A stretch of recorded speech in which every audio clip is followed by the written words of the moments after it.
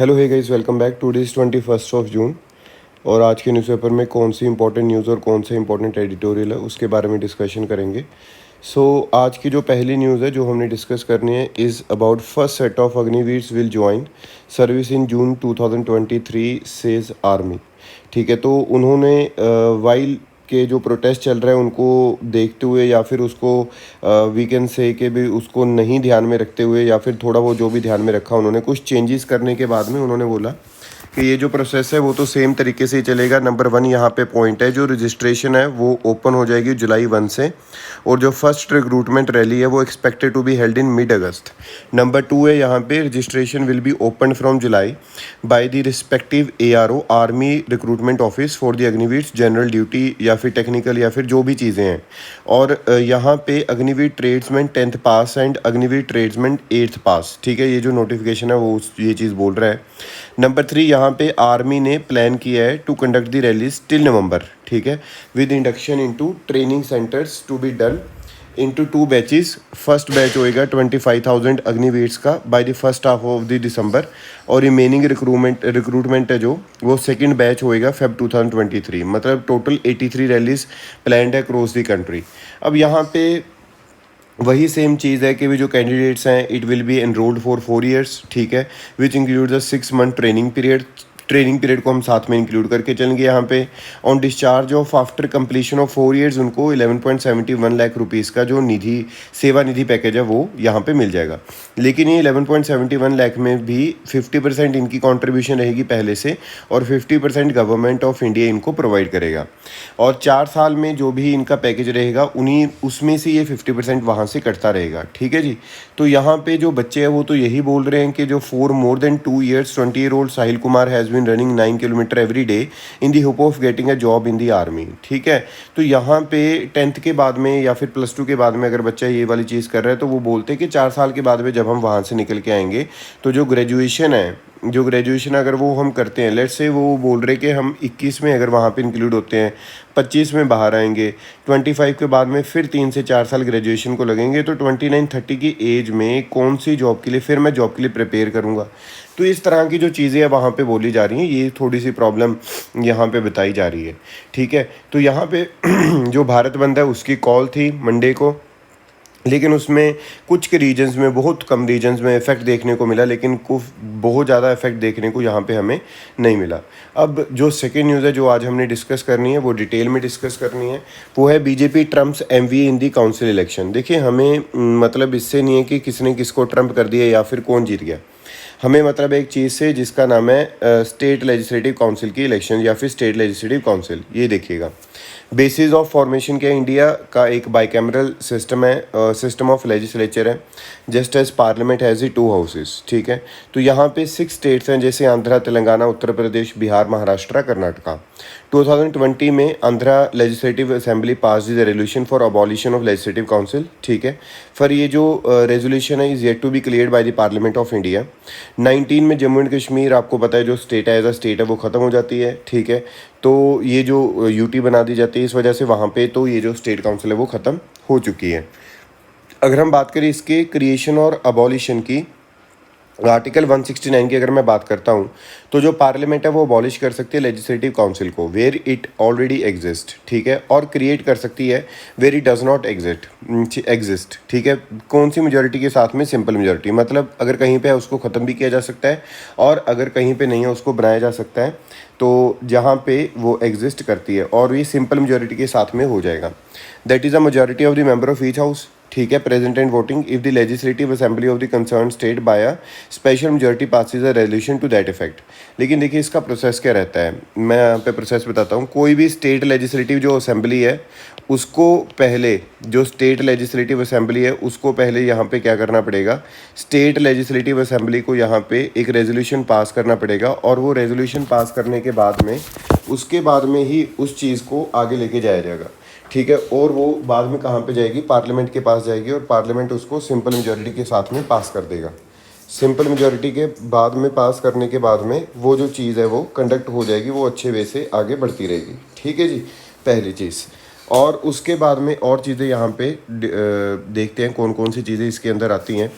फिर उसके बाद में यहाँ पे बोला गया है कि special majority implies majority of the total membership of the assembly and majority of not less than 2/3 of the members of the assembly present in voting.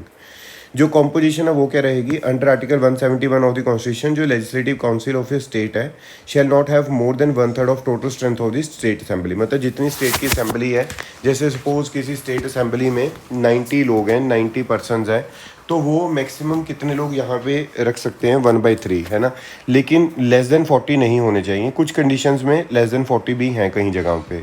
Like the Rajya Sabha, the legislative council is the continuing chamber, ये permanent body है और इसका 6 years का tenure रहता है और 1/3 of the meeting retiring after every 2 years. ठीक है।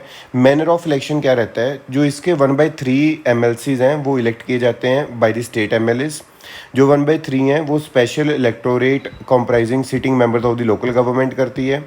1/12 by an electorate of teachers and another 1/12 by the registered graduates. जो रिमेनिंग मेंबर्स हैं are appointed by the governor of distinguished service in various field, जैसे literature, science, art, cooperative movement, social service etcetera. चलिए एक question आप बताइएगा, previous year UPSC का question है यहाँ पे। The authorization for the withdrawal of funds from the consolidated fund of India must come from, 2011 का क्वेश्चन है। President of India, parliament of India, prime minister of India, union finance minister. ठीक है, तो 2011 में ये बड़ा सिंपल सा सीधा सा क्वेश्चन आया हुआ है, आपने इसका आंसर कमेंट सेक्शन में बताना है। चलिए नेक्स्ट न्यूज़ की बात करेंगे। नेक्स्ट न्यूज़ जो आज हमने डिस्कस करनी है, इट इज़ अबाउट कि यहाँ पे Kerala to give maximum water to Tamil Nadu. Tamil Nadu में थोड़ी पानी की प्रॉब्लम चल रही है, तो इसी वजह से केरला के चीफ मिनिस्टर ने बोला है कि जो सिरुवानी डैम है हम उससे पानी वहाँ पे देने की कोशिश करेंगे। अब ये जो सिरुवानी डैम है ये सिरुवानी रिवर के ऊपर है, जो कि कोयम्बटूर के नज़दीक है। ये ट्रिब्यूटरी है भवानी रिवर की और which in turn is a tributary of Kaveri. ये जो part of the Siruvani river है वो near the Mannarkkad in the Indian district of the Palakkad Kerala में है। ये river into 2 big tourist attraction southern India में, एक तो सिरुवानी डैम हो गया और दूसरा सिरुवानी वाटरफॉल। ठीक है, 2 चीज़ों में के लिए ये फेमस है। नेक्स्ट न्यूज़ की बात करते हैं। नेक्स्ट जो आज हमने एडिटोरियल डिस्कस करना है, ये हमारे जो एक्स वाइस प्रेसिडेंट है हामिद अंसारी जी, उन्होंने लिखा है और उसमें इंट्रोडक्शन में क्या है और उसमें क्या क्या चीज़ें लिखी हैं, थोड़ा सा उसके बारे में बात करेंगे। एक्स वाइस प्रेसिडेंट भी हैं, वैसे भी न्यूज़ में थे क्योंकि इन्होंने एक चीज़ बोली थी कि कंट्री में इंटॉलरेंस इंक्रीज़ हो रहा है। ठीक है, तो उस वजह से भी काफ़ी ज़्यादा न्यूज़ में रहे थे। अब यहाँ पे और चीज़ की डिस्कशन करते हैं। इंट्रोडक्शन में उन्होंने बोला कि रिसेंट जो हो रहा है कंट्री में और उसका जो रिएक्शन है इन द लैंड्स फार, मतलब कंट्री से बाहर भी, near tend to pose the problem. ये जो रिएक्शन है beyond our shores were not autonomous and were inducted by what was said to audience at home, by whom it was said and by it became critical and induced reactions immediate over a passage of time। अब इसमें neighbourhood का impact क्या है, जो एक aspect of the matter हमें दिखाई दे रहा है यहाँ पे, गल्फ कोऑपरेशन काउंसिल और पर्शियन गल्फ कंट्रीज, जिन्होंने यहाँ पे India has extensive and diverse political and commercial relations. These also provide gainful employment to many million मतलब इंडियंस। ठीक है, जिनके रेमिटेंसेज हमारे यहाँ पे आते हैं, जो कि फॉरेन एक्सचेंज रेमिटेंसेज का पार्ट बनता है। और इसी तरह से जो इंडिया ने एक्सटेंडेड नेबरहुड पॉलिसी चलाई हुई है, मलेशिया, ब्रूनी, इंडोनेशिया, वहाँ से भी ये जो चीज़ है वो हमें दिखाई देती नज़र आ रही है। और ये कॉन्टेक्स्ट क्या आपको पता है कि नुपुर शर्मा जो बीजेपी स्पोक्स पर्सन, उन्होंने कुछ बोल दिया था अबाउट द प्रॉफिट, और उसके बाद में ये जो चीज़ है यहाँ पे इंक्रीज़ होती हमें दिखाई दी। नंबर 2 है यहाँ पे an emerging disquiet. Muslims are largest religious minority, constitute करते हैं 14.3% ऑफ टोटल पॉपुलेशन और numbering over 200 million sorry. So they are spread all over the country, है ना, और वेल इंटीग्रेटेड है।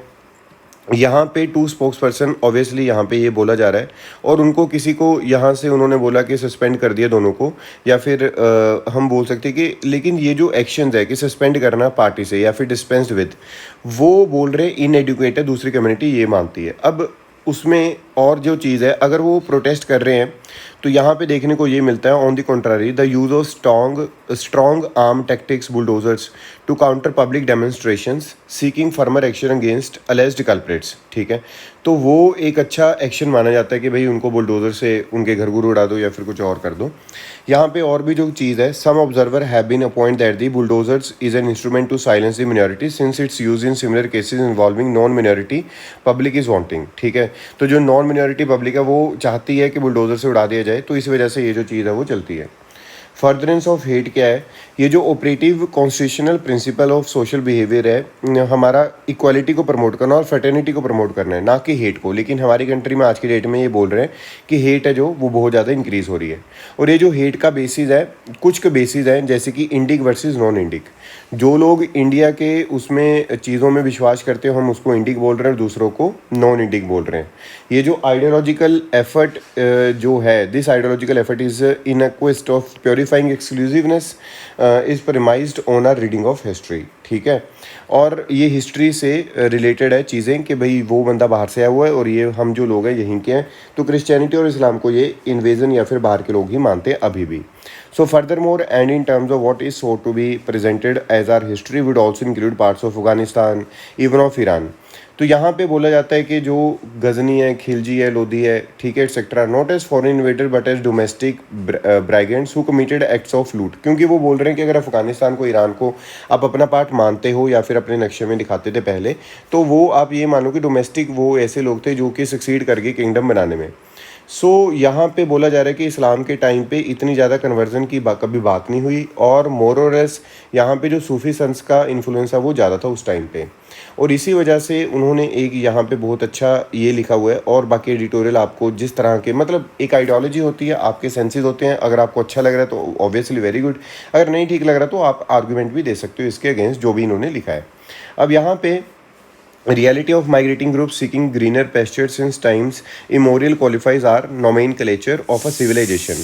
वो क्या क्या चीज़ें यहाँ पे उन्होंने बोला, सरजमीन हिंद पर अकवान आलम के फिराक काफिले बसते गए, हिंदुस्तान बनता गया। मतलब caravans from the nations of the other world kept coming and contributed to the formation of the Hindustan. यहाँ पे ये चीज़ बोली जा रही है। सो मल्टीपल सेंसेस में जो नेशनल चॉइसेस है, this lies in an even widening circle. ठीक है, तो ये चीज़ आपने यहाँ पे याद रखनी है। और ये जो सर्कल है वो हमेशा इंक्रीज़ होता जा रहा है, या फिर इंक्रीज़ होता हमें पहले भी दिखाई दिया, लेकिन इस सर्कल को हम क्या कर रहे हैं, नैरो करना चाहते हैं। ये चीज़ यहाँ पे बोली जा रही है। अगर हम नेक्स्ट एडिटोरियल की बात करें, this editorial is related to GS2 polity के साथ थोड़ा सा रिलेटेड है। कुछ केसेस यहाँ पे ये देखने को मिले थे, मैं सारा का सारा यहाँ पे एक ही बार में डिफाइन हो जाएगा कि जो मिसयूज़ है वो डोमेस्टिक जो लॉज बनाए हुए हैं, मतलब dowry related cases, dowry related जो चीज़ें बनाई हुई हैं, जो उसका मिसयूज़ किया जाता है, वो किसके अंडर किया जा रहा है, 490A ऑफ द IPC के अंडर ये वाली जो चीज़ है यहाँ पे की जाती है, यहाँ पे हमें देखने को मिलती है। अगर हम यहाँ पे बात करें तो एलिगेशंस किसी भी फैमिली पे लगा दिए जाते हैं और उनको वहाँ से उठवा दिया जाता है, और पुलिस भी उनको उठा के लेके जाती है, वो ऑब्वियसली क्योंकि लॉज इस तरह के बने हुए हैं। लेकिन यहाँ पे इलाहाबाद कोर्ट ने बोला कि उनको पकड़ने से पहले एक जो डिस्ट्रिक्ट लेवल लीगल सर्विसेज मतलब अथॉरिटी एक तो वो बननी चाहिए, और कमेटी एक बननी चाहिए। उस कमेटी को पहले रिपोर्ट जानी चाहिए। सपोज़ कर लो किसी ने वहाँ पे FIR की या फिर कोई भी रिपोर्ट की कोई डॉरी रिलेटेड केस में, तो उसमें सबसे पहले क्या होना चाहिए, यहाँ पे सबसे पहले उन्होंने बोला कि उस कमेटी के पास, मतलब जो एक कमेटी उसके पास जो रिपोर्ट है वो जानी चाहिए। वो रिपोर्ट में क्या अरेस्ट होना चाहिए नहीं होना चाहिए, उसमें वो कमेटी के बाद में डिस्ट्रिक्ट लीगल सर्विसेज अथॉरिटी, और उसके बाद में जो चीज़ें हैं वो आनी चाहिए। अब यहाँ पे उन्होंने बोला कि जो no arrest to be made by the police during the cooling period for 2 months, और ये जो प्रोसेस है वो 2 महीने का होना चाहिए, और 2 महीने में किसी का अरेस्ट नहीं करना पुलिस ने, ये चीज़ बोली जा रही है। अब कमेटी का रोल क्या है?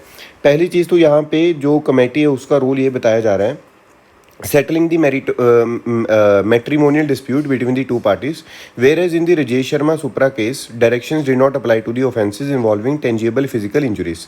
मतलब अगर एक ना केस था जहाँ पे अपना सुप्रीम कोर्ट ऑफ इंडिया ने आई थिंक सो डायरेक्शन दी थी राजेश शर्मा वर्सेस ये सुप्रा केस में, उसमें बोला था कि हाँ ठीक है कि इस तरह से किसी को भी पकड़ के नहीं लेके जाना, लेकिन अगर टेंजिबल मतलब फिजिकल कोई इंजरीज हैं तो हाई कोर्ट ने डायरेक्ट किया था 498 IPC, सॉरी उससे पहले डायरेक्ट किया गया था, उनको पकड़ के लेके जा सकता है। लेकिन जो हाई कोर्ट के केस है, हाई कोर्ट ने ये बोला है कि भाई 498A IPC और लॉन्ग विद नो इंजरी, ठीक है, सेक्शन 307।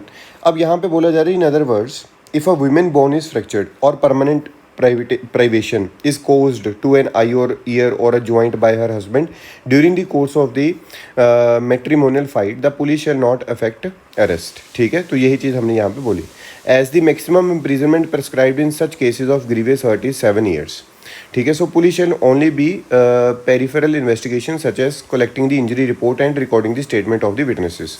यहाँ पे ये बोला जा रहा है जो सुप्रा केस था, सुप्रा केस में तो ये बोल दिया गया था कि अगर कोई टेंजिबल मतलब फिजिकल इंजरी है तो उसको पकड़ लो, लेकिन हाई कोर्ट ने बोला अगर 10 ईयर्स की इम्प्रिजनमेंट वाली कोई चीज़ ऐसी हुई है फिर आप पकड़ सकते हो, अदरवाइज नहीं।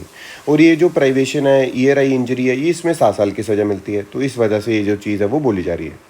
So judgment is also silent about the role of the police if a repeat offence is committed during such a cooling period of 2 months, which was only 1 month in the overruled Rajesh Sharma supra case. ठीक है, तो जो सुप्रा case उसमें 1 महीने का cooling period था, लेकिन अब जो पीरियड है वो 2 मंथ्स का यहाँ पे कर दिया गया है। Moreover, in the Vishakha versus State of Rajasthan, the Supreme Court direction to enforce fundamental rights in the absence of law in certain cases of sexual harassment at workplace. However, in the case of Social Action Forum of Manav Adhikar Supra, the court held that third agency, मतलब family welfare जो committee है, had nothing to do with the CRPC, and more so in stalling arrest till a report is submitted by the committee. So जो directions to settle a case after it is registered is not a correct expression of law, the top court held. लेकिन यहाँ पे जो चीज़ें हैं वो Allahabad high court ने थोड़ी सी डिफरेंट यहाँ पे बताई हैं। अब पॉसिबल सोल्यूशन क्या हो सकता है? ऑब्वियसली पहली चीज़, तो first the police must strictly enforce the supreme court direction issued in the Arnesh Kumar versus state of Bihar and ensure that there is a sufficient reason and credible material against the accuse person to arrest, है ना। Number 2, यहाँ पे जो legislature है उसको liberate करना चाहिए, इसको 498 IPC को बेलेबल बनाना चाहिए। लेजिस्लेचर अमेंड कर सकते हैं और make the offence under section 498 IPC compoundable so that a compromise could be arrived at with और without the permission of the competent court. ठीक है, सो टिल द टाइम होना क्या चाहिए, कोई भी अमेंडमेंट या फिर कुछ इस तरह का अगर इनेक्ट नहीं होता या लॉ नहीं आता, so law of the land needs to be enforced strictly by both the police and the court without any dilution. ठीक है, तो ये एक अच्छा था यहाँ पे कि किस तरह से मिसयूज़ हो रहा है उसको रोकने के लिए इलाहाबाद हाई कोर्ट ने कुछ चीज़ें बोली, लेकिन वो कॉन्ट्राडिक्ट कर रही थी सुप्रीम कोर्ट की जजमेंट के साथ में, वो यहाँ पे बताया गया। चलिए नेक्स्ट न्यूज़ की यहाँ पे डिस्कशन करेंगे। नेक्स्ट न्यूज़ के बारे में बात करते हैं। यहाँ पे जो बिटकॉइन की बेट है वो बहुत ज़्यादा महंगी पड़ी। एक कंट्री है, आपको पता होगा, एल सल्वाडोर। जो एल सल्वाडोर की गवर्नमेंट है उन्होंने काफ़ी ज़्यादा पैसे अपने इन्वेस्ट किए थे बिटकॉइन में। ठीक है, the crash in the price, जो बिटकॉइन का प्राइस था वो नवंबर में $69,000 था, but now the price is $20,000। So जो एल सल्वाडोर की गवर्नमेंट है उन्होंने इन्वेस्टमेंट की of over $100 million in the bitcoin has lost more than half of its value till the day due to crash.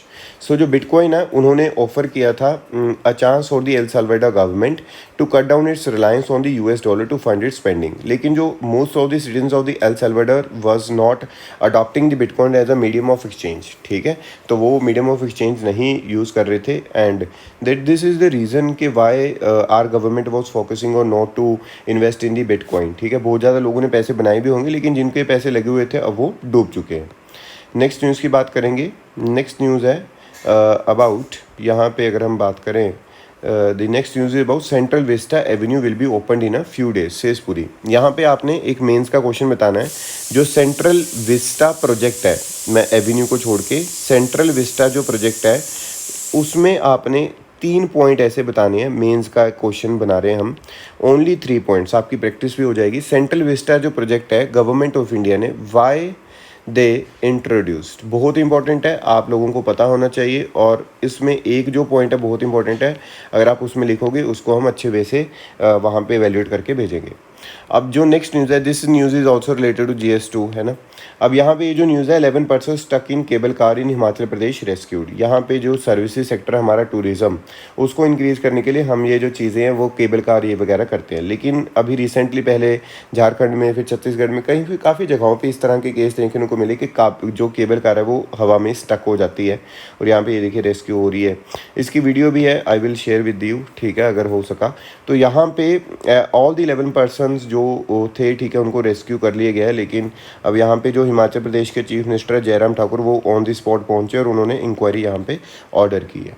ठीक है जी, चलो नेक्स्ट न्यूज़ के बारे में डिस्कशन करेंगे। नेक्स्ट न्यूज़ है Australia seeks to revitalize Indo Pacific ties. कैसे? जो India is one of the Australia's closest security partners, ठीक है। तो अब ये जो नए गवर्नमेंट यहाँ पे आई है उनको रियलाइज़ हुआ और यहाँ पे एक मीट होनी थी उससे from June 20 to 23 the visit is scheduled. तो उससे पहले ही जो विजिट है वो ऑस्ट्रेलिया के रिचर्ड मार्ल्स की यहाँ पे हो जाएगी, डिफेंस मिनिस्टर ऑफ ऑस्ट्रेलिया। ये फर्स्ट हाई लेवल विजिट है from the Australia after the formation of a new government under prime minister Anthony Albanese in May, just 2 days before the Quad leader summit in the Tokyo where he met prime minister Narendra Modi. ठीक है, तो यहाँ पे ये चीज़ यहाँ पे बोली जा रही है। अब नेक्स्ट जो न्यूज़ है, this is also part of GS2 international relations का ये पार्ट है। और ये जो Muslim girl above 15 years can marry, ये वाला जो पार्ट है this is also part of GS2 as well as GS1। इसका सोशल इम्प्लीकेशन क्या पड़ेगा? अब जो Punjab and Haryana high court है उन्होंने बोला जो मुस्लिम गर्ल है अबव 15, ठीक है, वो अपने चॉइस के पर्सन के साथ में मैरिज कर सकती है। और उन्होंने हवाला किस चीज़ का दिया, यहाँ पे ग्राउंड्स क्या है? ग्राउंड्स ये हैं कि जो book principal of as per article 195 from the book principles of Mohammedan law by sir Dinshah Fardunji Mulla, the petitioner number 2 मतलब girl being over 16 years of age was competent to enter into an contract of marriage, ठीक है। और number 121 वाले भी जो ये जो लड़का है वो तो एलिजिबल है ही, तो ये they can marry under the Muslim personal law, ठीक है। ये चीज़ बोली जा रही है। इसके सोशल इम्प्लीकेशंस थोड़े अलग हो सकते हैं, ठीक है। चलो आगे देखते हैं। जो नेक्स्ट न्यूज़ है जो है related to same sex marriage ban constitutional, ठीक है। यहाँ पे this news is related to GS2 के किस तरह से दूसरी कंट्रीज़ के कॉन्स्टिट्यूशन काम करते हैं। यहाँ पे जो जापान का है Osaka court on Monday ruled that Japan's ban on same sex marriage was not unconstitutional. ये अनकॉन्स्टिट्यूशनल नहीं था। कई लोग इसको अनकॉन्स्टिट्यूशनल बोल रहे थे सेम सेक्स मैरिज को, लेकिन ये कॉन्स्टिट्यूशनल है, दिस इज़ नॉट अनकॉन्स्टिट्यूशनल। उन्होंने इसको बैन करके रखा हुआ है, ठीक है। तो अगर कई बार कोट करना तो आपने याद रखना है। और आज की इकोनॉमिक्स की जो न्यूज़ है इट इज़ अबाउट के फेस नियर टर्म चैलेंजेस। यहाँ पे फाइनेंस मिनिस्टर ने बोला काफ़ी चैलेंजेस हैं जो कि हम यहाँ पे फेस कर रहे हैं, जैसे फिजिकल अकाउंट डेफिसिट हो गया, करंट अकाउंट डेफिसिट हो गया, या फिर कुछ और चीज़ें, या फिर करेंसी का ऊपर नीचे जाना काफ़ी, या फिर डॉलर के प्राइस का इंक्रीज़ होना। लेकिन उसको चलते हुए दूसरी कंट्रीज़ के साथ में अगर कंपेयर किया जाए, हमारी कंट्री वो कहते हैं अच्छा कर रही है, तो ऑब्वियसली अच्छा करती रहेगी और आगे बढ़ती रहेगी अच्छे वे से। ये फाइनेंस मिनिस्टर बोल रहे हैं, ठीक है, हमारी कोई खुद की स्टेटमेंट नहीं है। तो कंट्री में थोड़ी सी अनएम्प्लॉयमेंट, हमने पहले एक एडिटोरियल आर्टिकल भी डिस्कस किया था अबाउट अनएम्प्लॉयमेंट, आपने याद रखना है, ठीक है। तो अगर ट्रेंड्स के बारे में पूछा जाए तो आपने बताना है मुझे कि रिसेंटली जो ट्रेंड है वो क्या बताता है, अनएम्प्लॉयमेंट डिक्रीज़ हो रही है या फिर इंक्रीज़ हो रही है, हमने ये डिस्कस किया था, ठीक है। सो आपने ये डिस्कशन आई होप आपको समझ में आया होगा और आपने याद रखना है। सो अगली न्यूज़पेपर के लिए या फिर कुछ भी अपडेट्स के लिए आप हमारा जो चैनल है उसको सब्सक्राइब कर सकते हैं। Thank you so much.